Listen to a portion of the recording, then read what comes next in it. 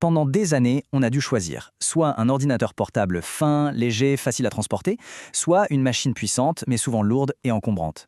Et si ce compromis était en train de vivre ses dernières heures? C'est en tout cas la promesse d'Intel avec ses nouvelles puces Ultra, et c'est ce qu'on va décortiquer ensemble aujourd'hui.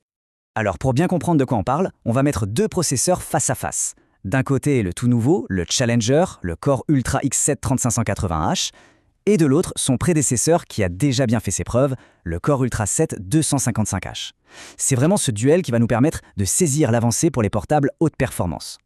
Alors, si on met de côté les chiffres purs de la fiche technique, qu'est-ce qui change vraiment avec ce nouveau X7 358H? On a l'impression que c'est bien plus qu'une simple mise à jour annuelle. Oui, tout à fait. Vous savez, le 7 255H est un excellent processeur. Il n'y a rien à dire là-dessus.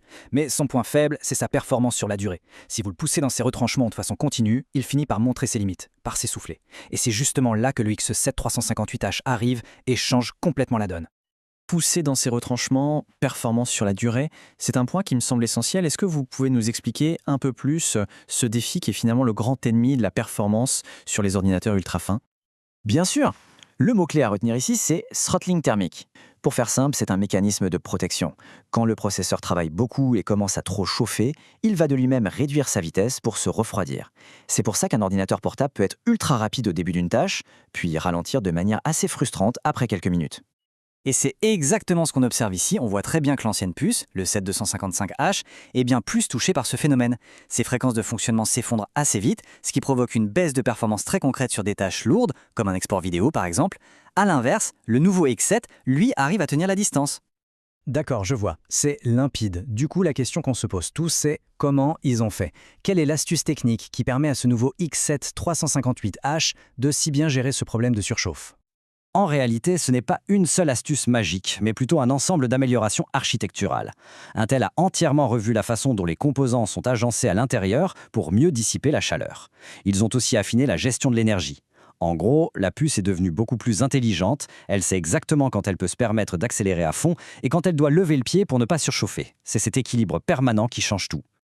Et le résultat final de tout ça, ce n'est pas juste d'avoir un meilleur score dans un test de performance. Non, c'est d'offrir une expérience beaucoup plus stable et fiable au quotidien.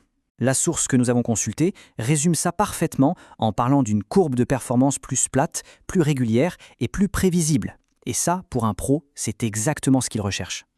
C'est fascinant. Alors justement, revenons à l'utilisateur. Concrètement, dans la vie de tous les jours, comment ça se traduit? Quels sont les bénéfices directs de cette performance plus stable? Eh bien, pour un créateur qui fait du montage vidéo, par exemple, ça veut dire que son export ne va pas ralentir au bout de 5 minutes. Pour un développeur, ça signifie que la compilation de son code sera plus rapide et plus constante. Et de manière générale, pour n'importe quel professionnel qui se déplace beaucoup, c'est la certitude d'avoir un ordinateur qui répond présent sans ces ralentissements agaçants en plein milieu d'une tâche importante. Et j'ajoute un détail qui a son importance, Intel a réussi ce tour de force sans faire exploser la consommation d'énergie. L'autonomie de la batterie reste donc très bonne, ce qui est évidemment un point clé pour un appareil portable. On a donc la puissance, mais sans faire de croix sur l'autonomie. On sent vraiment qu'on passe un cap.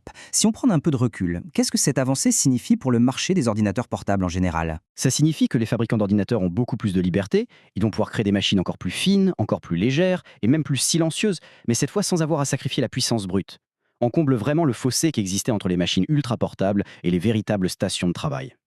Donc, pour résumer l'idée principale, avec ce X7 358H, on se rapproche vraiment du meilleur des deux mondes. Une performance qui était jusqu'ici réservée à des ordinateurs de bureau, mais dans un format qu'on peut glisser dans un sac à dos. Un très grand merci pour cet éclairage, c'était vraiment passionnant. Alors, la question reste ouverte. Est-ce la fin du compromis entre puissance et portabilité? Dites-nous ce que vous en pensez. Si cette analyse vous a plu, un petit pouce bleu nous aide beaucoup à le savoir. N'hésitez pas à vous abonner pour ne rien manquer de nos prochaines analyses. Et bien sûr, l'espace commentaire est là pour toutes vos remarques et surtout pour nous suggérer les sujets que vous aimeriez qu'on aborde à l'avenir. On se retrouve très vite.